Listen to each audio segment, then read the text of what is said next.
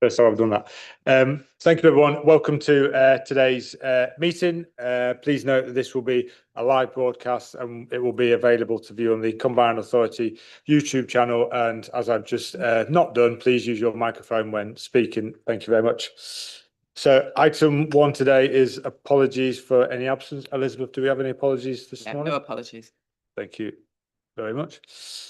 Item 2 is for the minutes held on the 27th of March 2026. The minutes can be found on page 5 of the agenda pack. Are members content that the minutes are correct of that? Lots of nods, lots of nods. Thank you.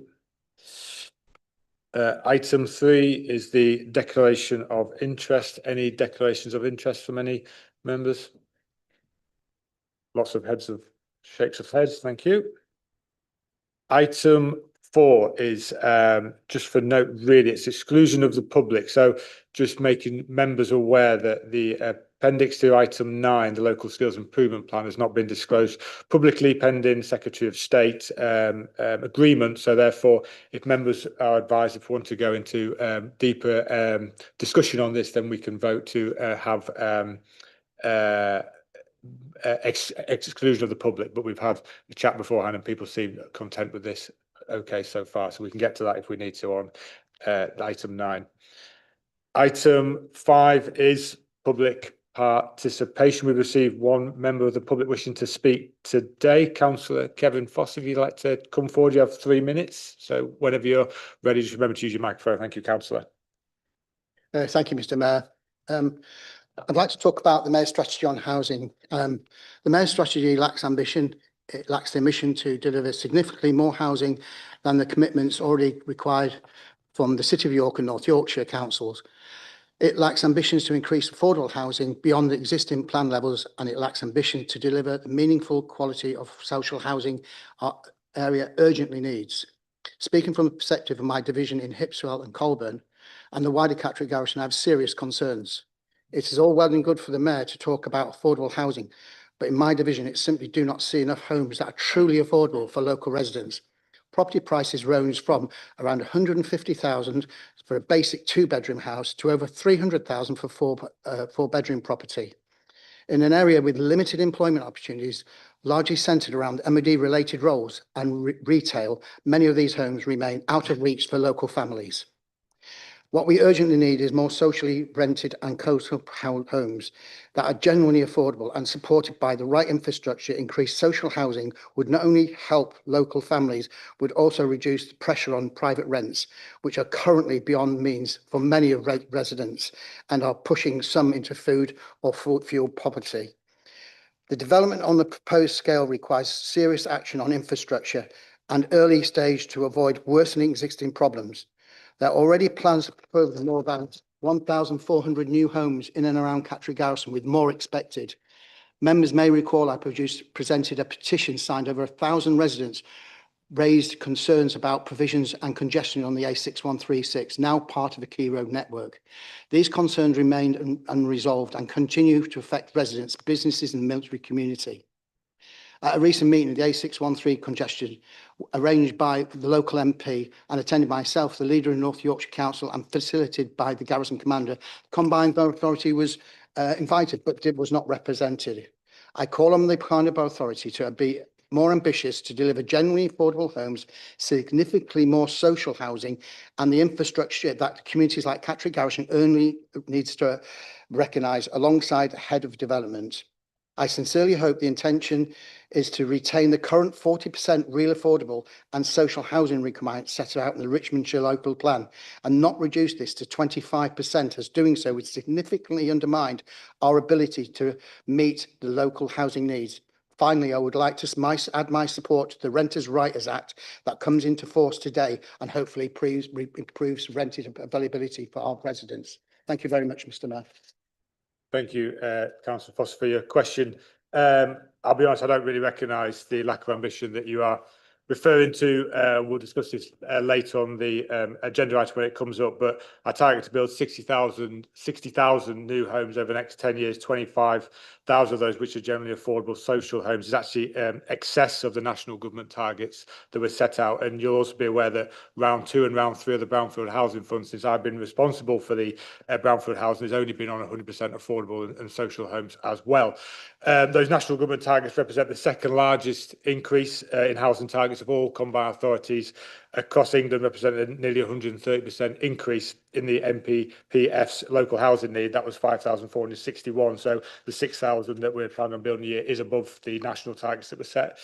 I've never once pushed back against those government targets, and I've always actually welcomed it and we obviously know that we need to build more. That's why we've pushed on for more.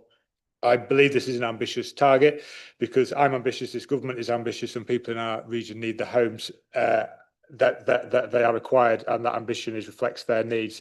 But I think critically it's also practical. We need to upskill. We need a workforce who can build all these homes. We need the investment, which we'll also discuss in later meetings, and we'll need both authorities to set out their housing plans that we can build on to go forward as well. And I'm ambitious, but we need some ambition, and I can't speak for everyone around this table. I know that ambition is shared by residents across this region too. Thank you for your time today, Councillor. Item 6 is the Mayor's update. Just run through a few things we've been up to. So tomorrow marks 2 years since I was elected as York and North Yorkshire's first regional mayor. To wake up every day and spend my time working to make this region that I'm proud to have grown up, raised my family in, and have over a decade run my own business continues to be a huge honour.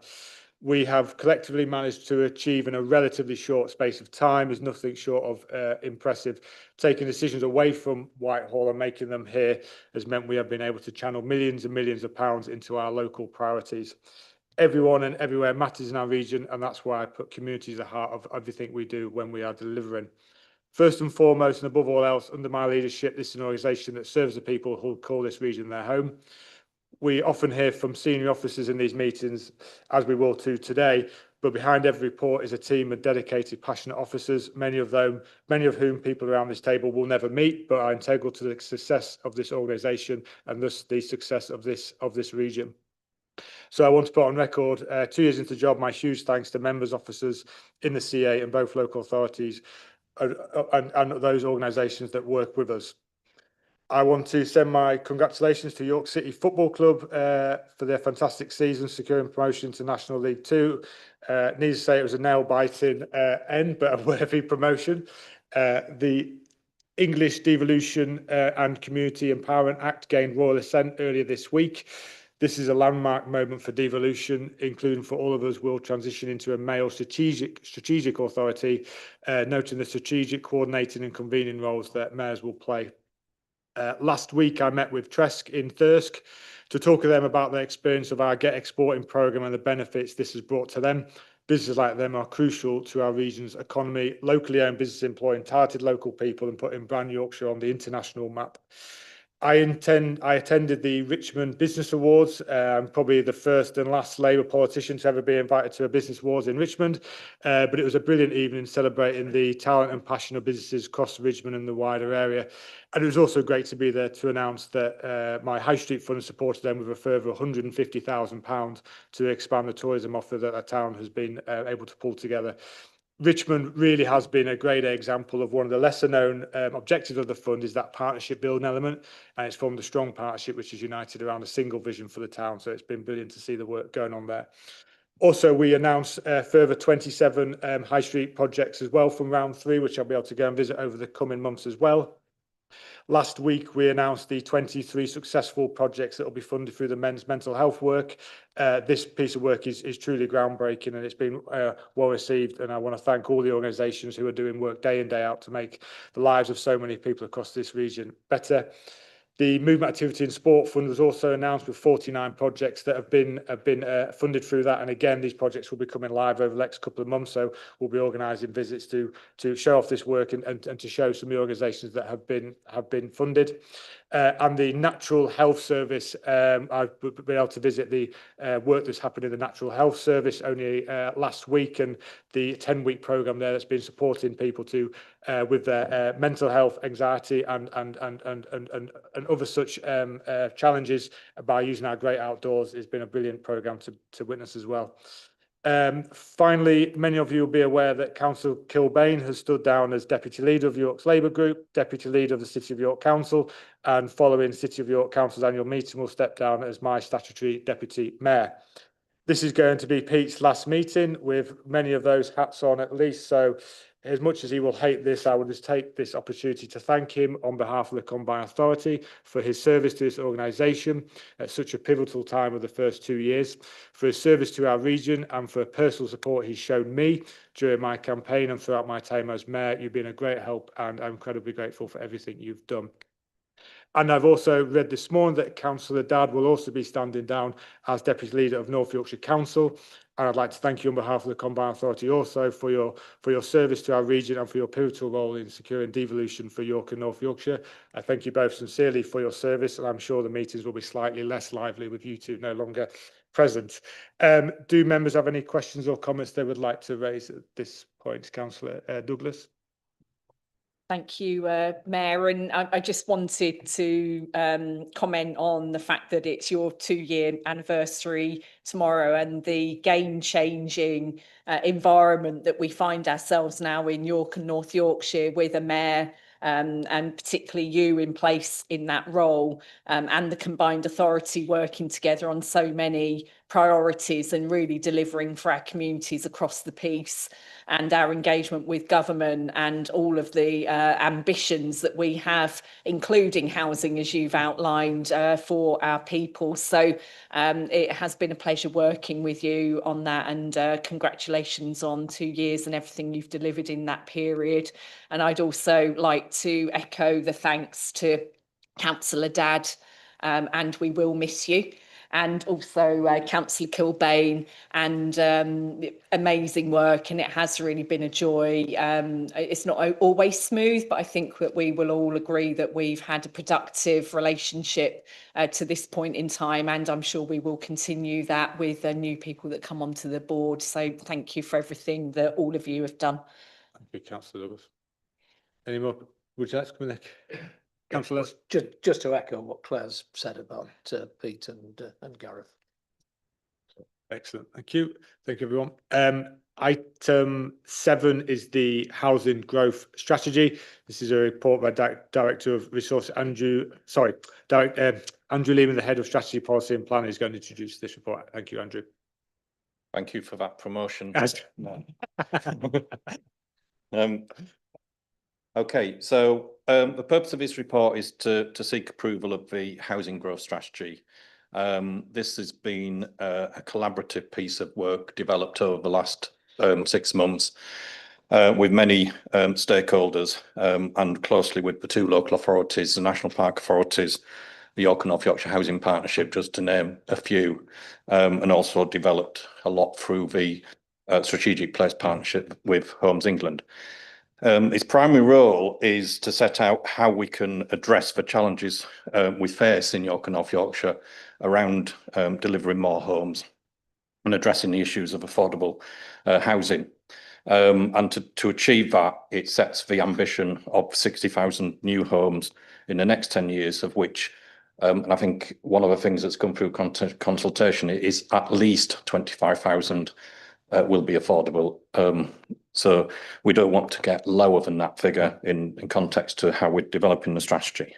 Within the strategy document itself, I'll just go through a couple of key things really. It sets out a series of challenges. There is the challenge of affordability, but there are infrastructure challenges, there's market challenges at the moment, and they may well become increasing over the time with what's happening in Iran. There's capacity and investment challenges. But what we've tried to do is to set that under 3 key priorities. The first around accelerating housing development. So that is very much around how we can unlock those key strategic sites that already exist in some ways within the process, and how can we work with partners to do that and get the right investment for that.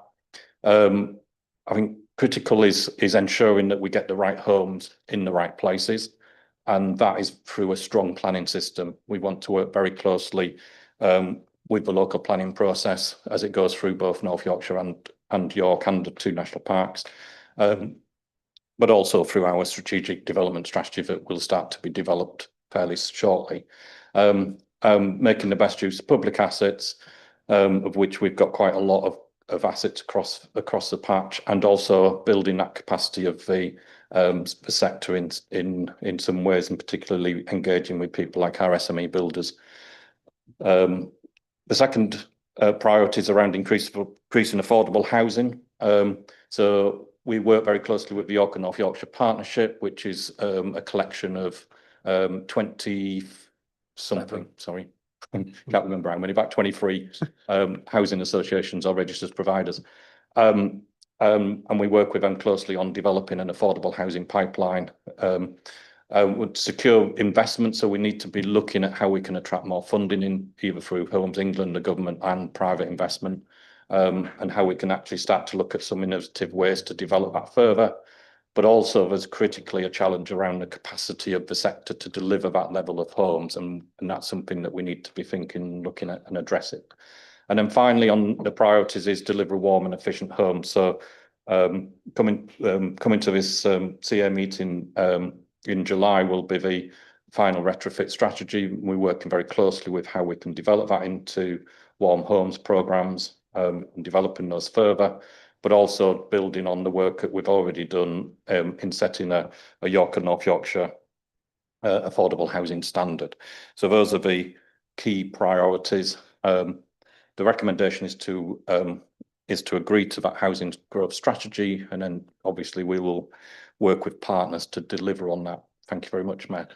Thank you, Andrew. And as you said, this strategy sets out the ambition to build the right homes in the right places and for the people's needs as well. And fundamentally, you are right. I misspoke. It's 60,000 and at least 25,000 of the affordable and social over the next 10 years as well. And York and North Yorkshire, we know, is an incredibly challenged area to build homes. Our urban areas like York are very tightly confined. Our rural areas require significantly more investment, not just for the actual house, but for the infrastructure that goes with it as well. But this ambition sets our region for half, and also in a region that's half the land is protected by protected landscapes as well.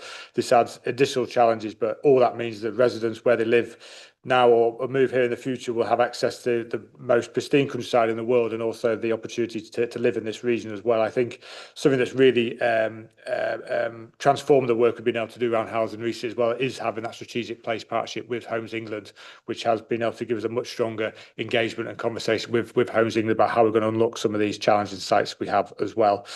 Do members have any comments or questions? Would you like to come in there?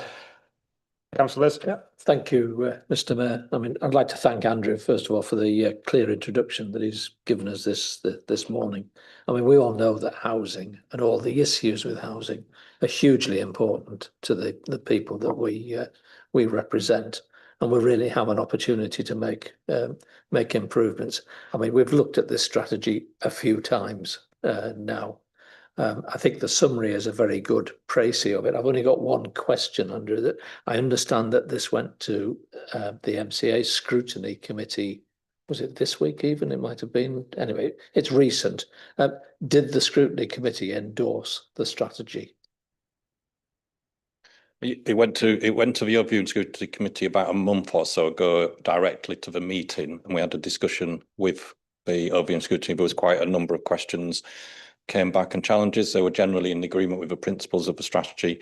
And then this week we've sent through to Overview and Scrutiny a response to each of the queries that came up to that, and amended the strategy in accordance with some of the points that they raised.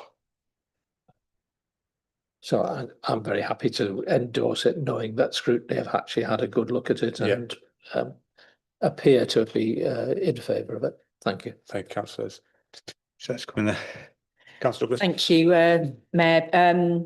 And yes, I agree with Councillor Les. It's a really important aspect that our broader members are able to review our strategies and have their input. And thank you, Andrew, for accommodating the appropriate changes that they requested.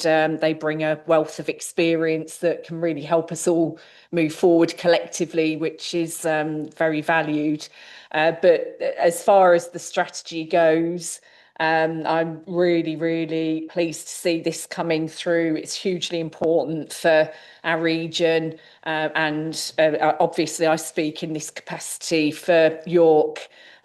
We are in desperate need of homes, and we need our developers, our housing associations and our local authority to move forward on that under very challenging environment at the moment, to get the spades in the ground and bring those properties up. But nevertheless, we must push as hard as we can, and the affordability of homes and the quality of those homes is, and also the placemaking and the environments that they live in, is supremely important to everybody. And the people of York continuously tell me that they know that they need more homes building, but they will always say they need the infrastructure that goes alongside that as well in order to support that placemaking. And I know that that is not forgotten around the table here, but we always must be pushing forward to make sure we get the best out of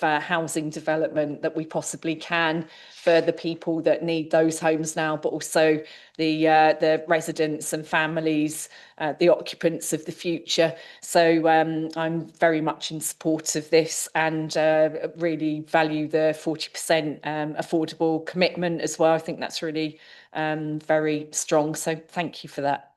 Thank you, Councillor. Let's go in there.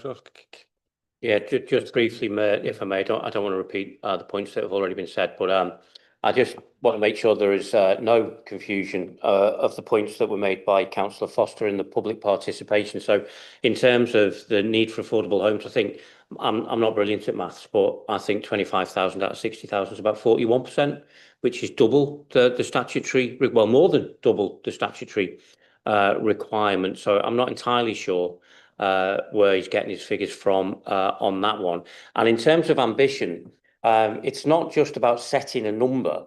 It's about actually having the resources and the land and the people to build them, you know, and that's part of what this growth strategy addresses, is that pipeline. Where are the skills going to come from? Where are we going to get the land from in order to be able to do this? So, of course, we'd like to build more than 60,000 new homes, but, you know, it's a good and it's an ambitious start. I also must say I welcome Councillor Foster's approval of the Renters' Rights Act. In fact, as I was sat listening to him, I was thinking what he needs to do is join the Labour Party if he wants to achieve any of these things instead of whatever party he's currently in. The bit that I did want to point out that others haven't mentioned actually is the is this strategy does embody our inclusive growth principles, and just a couple of those is that it will be targeting deprived areas. It will be targeting the areas that where affordability is the biggest. Affordability is a problem across York and North Yorkshire. It's incredibly acute in some areas and places, and it will be targeting them. The environmental benefits that this programme will bring is not just in terms of cutting emissions. It's actually making people's bills cheaper, so making the houses more affordable to live in once they are built, and most importantly for me, because it's very dear to my heart, it's the community wealth building aspect. It's about using those local people, those local pipelines, those local suppliers. So the value that we create while we're through the whole building programme, that wealth is held in our region and not extracted to multinationals based in the Cayman Islands. So greatly welcome this strategy, and I'd be happy to give it my support. Thank you, Councillor Kilbane. Okay, so recommendations for item 7 will be found on page 29 of the agenda pack. Seek a proposer and seconder. You go ahead. Proposer. Seconded. And all those in favour? Thank you very much. Thank you, everyone. Thank you. Andrew, item 8 is the Brownfield Housing Fund. Again, Andrew to present on this report. Thank you, Andrew. Thank you. Yeah, I'm just trying to scroll through the pages. It's quite a big report, this one.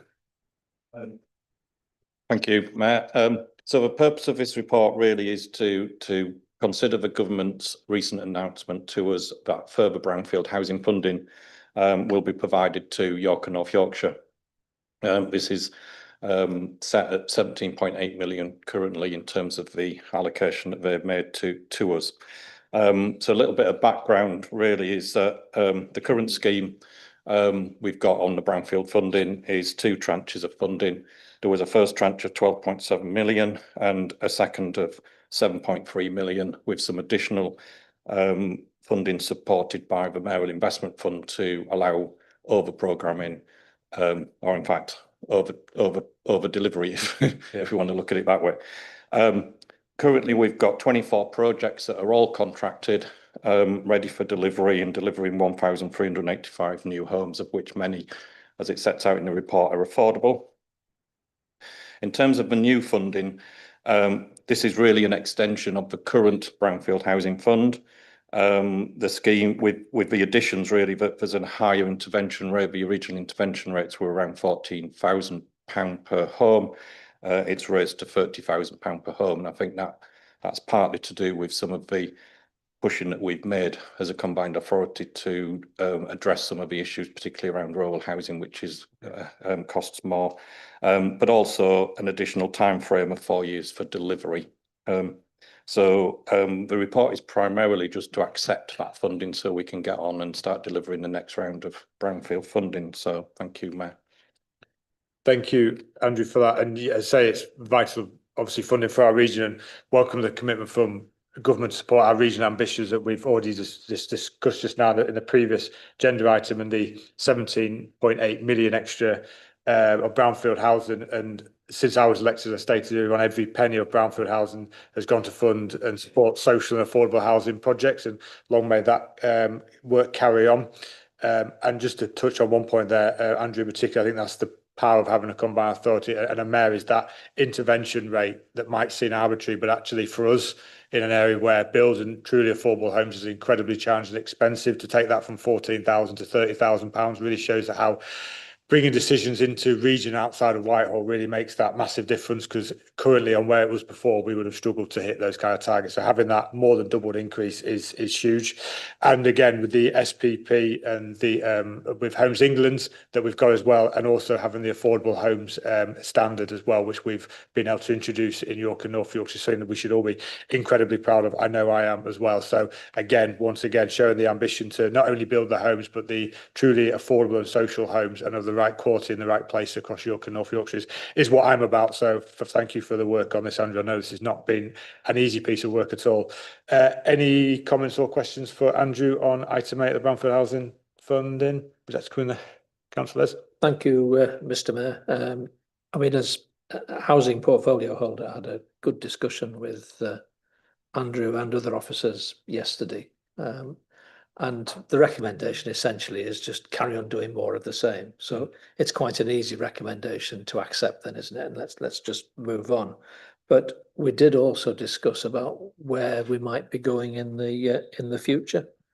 So I think as we think about what we want to do in the future, as we want to develop a new prospectus for the future, I think there is a conversation to be had with government about new priorities. I think we should be looking at other issues that affect viability of projects.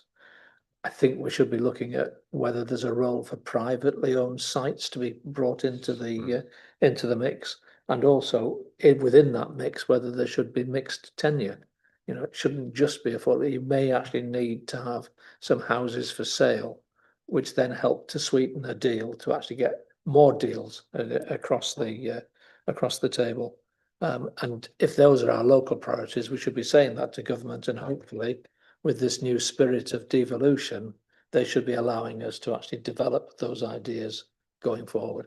But very happy to endorse the proposal as it is today. Thank you, councillors. Okay, was that anything else? Yeah, Douglas? Thank you, Mayor. And obviously brownfield housing funding is hugely important to our region and to unlocking those challenging sites, and it's very much welcomed that the input into each property has been doubled in value, which is hugely valuable to all of us to unlock that viability gap and get us building. And I'm really, really happy to see this coming through and more than happy to support. Thank you. Thank you, Councillor Douglas. If there's no more questions or comments, the recommendations can be found on page 101 of the agenda pack. Is there a proposer and seconder for this? Seconded. And all those in favour? Thank you very much. Thank you. Thank you, Andrew. Item 9 is the local skills improvement plan.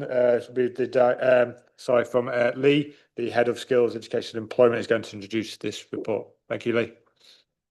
Thank you, Mayor. Yeah, so the purpose of this report is to present the York and North Yorkshire Local Skills Improvement Plan to the Combined Authority to confirm if it is content to endorse the plan and for it to be submitted to the Secretary of State for approval.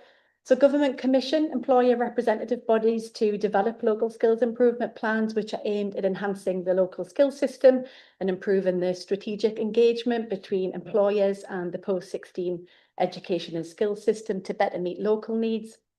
The local skills improvement plans, they're not intended to cover the entirety of skills needs within an area, but are to focus on those that are most critical. So the local skills improvement plans must complement other regional and national strategies. The West and North Yorkshire Chamber of Commerce were successful in their application to government to develop the local skills improvement plan for the York and North Yorkshire region. The first plan was published back in 2023, and then more recently government have committed employer representative bodies to refresh and extend the local skills improvement plans to cover 2026 to 2029. So the updates to this refreshed plan include alignment to the National Industrial Strategy and the York and North Yorkshire Local Growth Plan.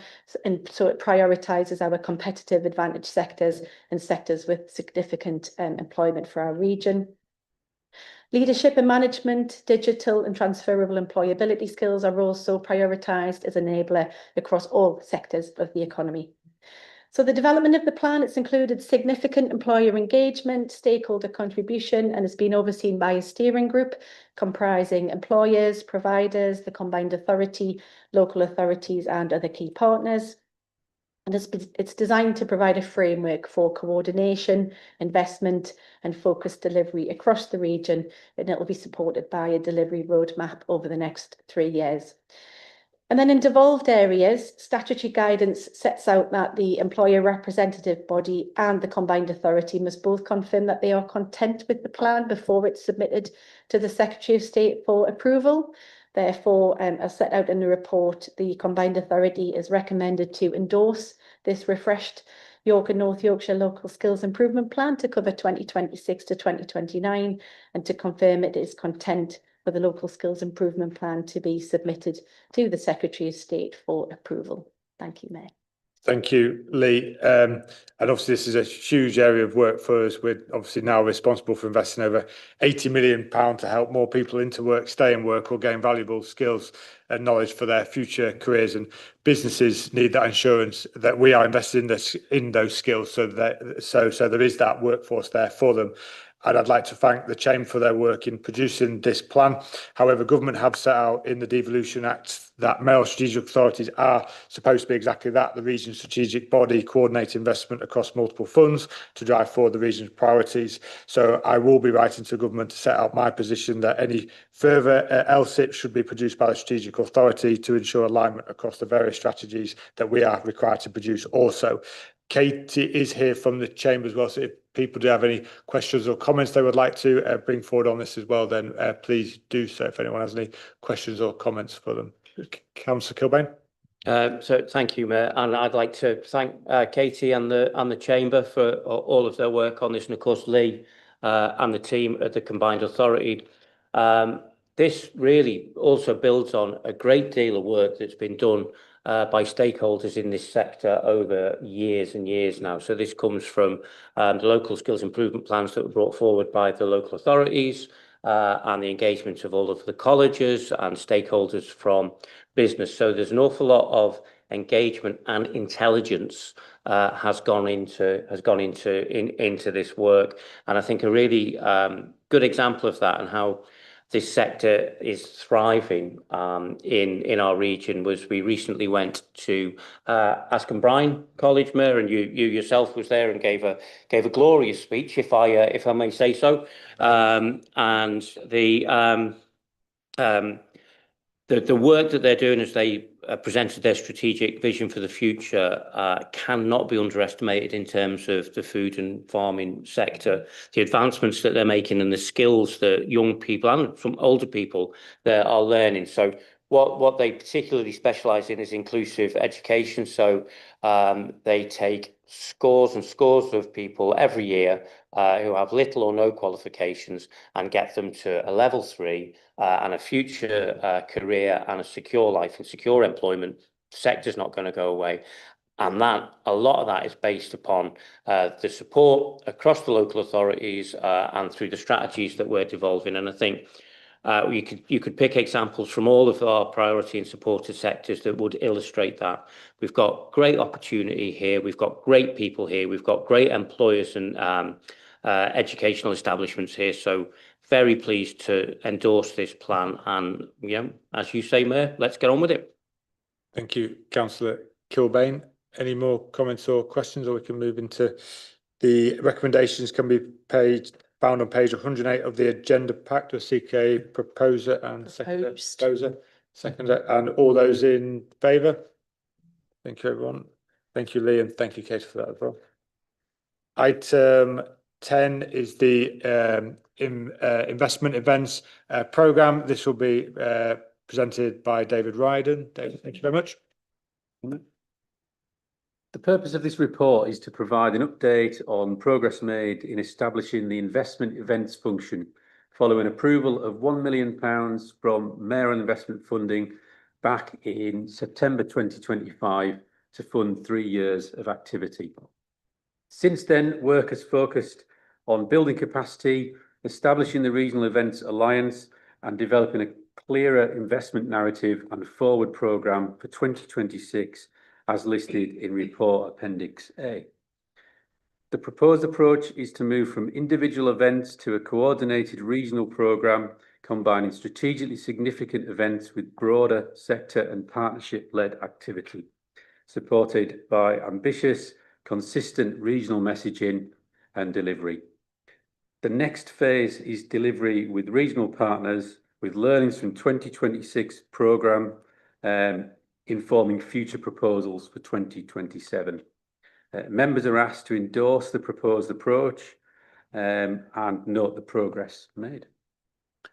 Thank you, Dave, for that. And as I say, this has always been about really putting that spotlight on a region that we haven't been able to do before. And I think often we fall into that stereotype of Yorkshire that we don't really shout about ourselves enough. But I think going around the region recently and seeing some of the businesses and areas and sectors we have in this region, we are incredibly unique, and we've got to do a lot more shout about it. And just this week, meeting companies like Tresk over in Thurston, the work they're doing, not just nationally, but on the international stage, we have got some incredible businesses. And I think also how this links very well into the investment and the support, advice and the grants work they've been doing as well, sort of really go hand in hand with those.